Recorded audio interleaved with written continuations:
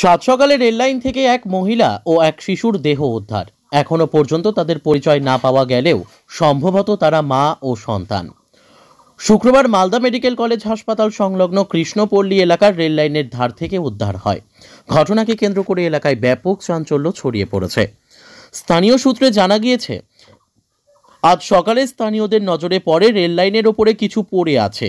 কাছে গিয়ে দেখতে পান এক মহিলা ও এক শিশু কন্যার দেহ রেলে কাটা অবস্থায় রয়েছে।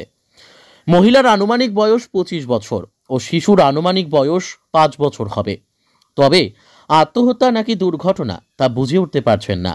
খবর পেয়ে ঘটনাস্থলে পৌঁছায় পুলিশ ও রেল পুলিশ। দেহ দুটি উদ্ধার করে ময়না তদন্তের জন্য মালদা মেডিকেল কলেজ হাসপাতালে পাঠিয়ে দেয়। ঘটনার কারণ ও তাদের পরিচয় জানার চেষ্টা করছে পুলিশ।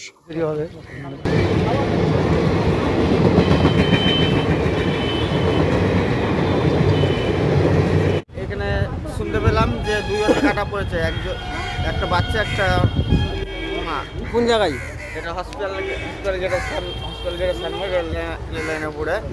বাচ্চাটার বয়স হবে 3 বছর, মাটার বয়স হবে খুব জলের 27 বছর। হয়তো মনে হয় সুসাইড করেছে। বাড়ি তো জানা যায়নি, চেনা যাচ্ছে না।